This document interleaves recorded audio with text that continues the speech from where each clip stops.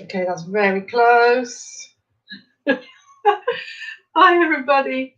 I don't know how to make this less close. Let's just put it back a little bit so you're not looking right into my eyes. I'm working off a webcam here. So I just wanted to show you this before we start painting this lovely Christmas tree decoration.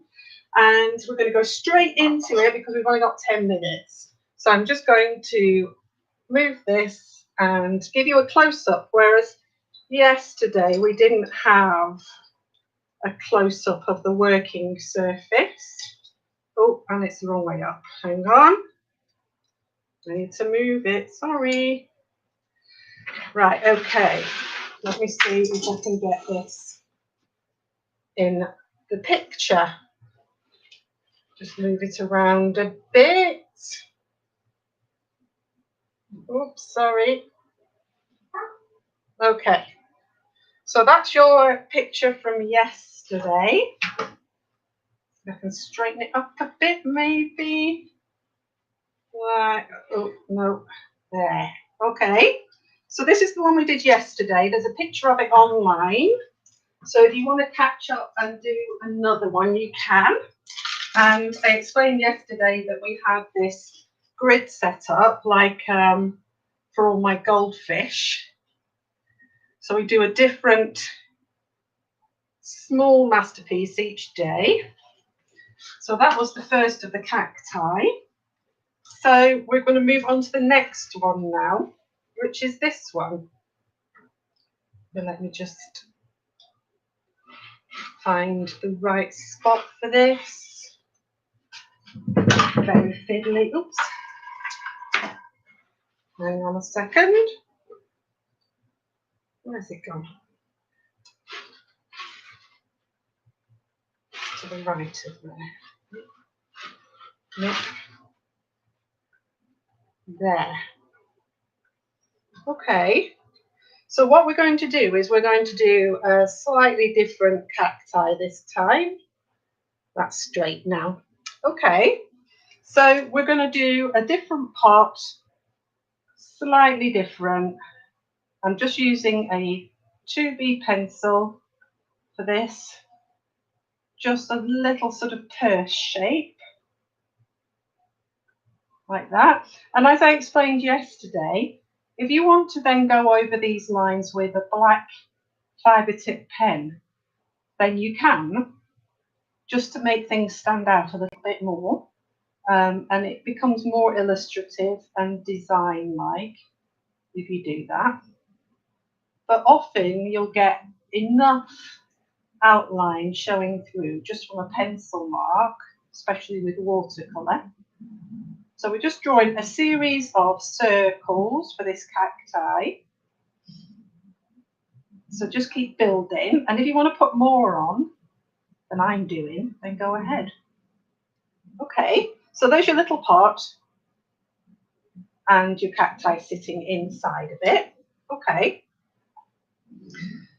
If you don't want to see your lines, then you can use a putty rubber. That's one of these. To lightly rub out your lines. So you just very lightly go over the top. Now we use a putty rubber on watercolour so that we don't mark the paper. Okay, so the main reason being is if you use a normal rubber, it tends to leave marks on the paper. Okay, so let's get painting. So today, because I use sap green, let's see if we can get this in as well. Where would we get that in as well? There, not there. Anyway, right, okay. So yesterday I used sap green. Today I'm going to use Viridian. And Viridian is a dark green. So we're going to use this one here. Okay. And we're going to add a tiny bit of blue into it. And what that does is it sends it off on the sort of grey-green side. Okay, so it darkens it up even more. So if you've got a blue, and a dark green, then mix them together and you'll end up with this colour, which is really beautiful and very common in cacti. So just colour in your main circular sections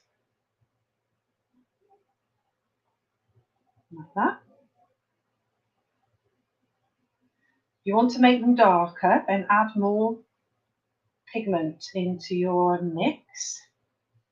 If you want to make them lighter, then add more water. Okay. That's how it works with watercolour. If you're using acrylic, then you just add more paint and you would use white to lighten something up, or black to darken something up, or even if you were darkening a green up, you might add more blue or more yellow if you wanted to lighten it up. Nice clean water. So now I've got my green in, I'm going to paint my pot, and I'm going to make my pot a yellow ochre colour, and this is the yellow ochre here. Now you might not have that in your watercolour sets or in your paint sets, so just use any yellow that you fancy, or even, you can use any colour. It really doesn't matter, it's your painting. But like I said, if you're using acrylic paint and you want to lighten it up, just use either white or another shade of yellow. You can see that's just bleeding a little bit there. That's because that is wet and that is wet and it's running into one another. So just be careful with that. It does create some nice effects and it can sort of act as a shadow if you want it to. So it's not a big deal if that happens. Okay, now this is what you call semi-dry now. And what I'm going to do is I'm going to take that green again, that viridian green, and I'm just going to pick it up, and I'm going to pick it up quite thickly on the brush. It's very different to that. That's very watery. This is quite thick. And I'm just going to put some dots on like this. And because it's still wet underneath, you will get a little bit of bleeding happening. Bleeding is what happens when wet paint hits wet paint and it merges together. But because we left it to dry just a little bit, it's not going to merge into the background completely. It's just going to leave a little dotty textural effect on and you can see that some of the circles are wetter than others, even though it's I've had the heating on in here, it's still quite warm, and you can see that some of the colours are running or blending into one another more than others. So just keep going. As the cacti starts to dry off, that's the leaves of the cacti start to dry off, just keep adding little dots like that until you're happy with the effect. You might have to wait until it's completely dry, it's up to you. But you can see the difference. This bit had dried, this bit hadn't, and it's sort of blended differently. Okay. Like I said, just keep going and you'll end up with some dotty ones and some not so dotty. Okay. Like that. Okay. Now, next, we're just going to put a slightly different colour on to the pot. And we're just going to do that using the same yellow ochre with a bit of yellow, a normal cadmium yellow, that's your mid-tone yellow, onto the pot, like that. And we're just going to do it in a couple of sections. Okay, now to repeat what we did yesterday, just going to pick up again, I'm going to pick up a bit of blue. We're nearly up for time. I'm trying to get this done in 10 minutes because I overran yesterday. And I really want to keep to 10 minutes if we can.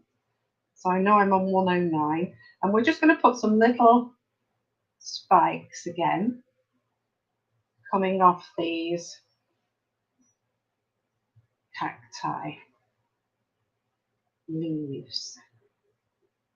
Just little spikes like that. And like I said yesterday, you can carry on with these after I've gone offline. You don't have to do all of this all at once. You can take your time and put on some extra bits if you want to. And hopefully you're keeping up. Just a nice fine detailed brush. I had one of my members ask me yesterday what sort of brushes am I using, and I'm using this detail brush is a 00 brush. Okay, so there we are. That's it, more or less done. I'm not sure whether that's completely in focus, but let's see if we can get it better. So if I do go in close up, you can see the surface that I've created. Okay, good luck with it. And that's cactus number 2 done. And I'll see you tomorrow. Don't forget to like and subscribe, and then you'll get updates. And check out my website, www.juliannesheridan.co.uk, and also my YouTube channel. That's got lots of different things on it. Bye for now.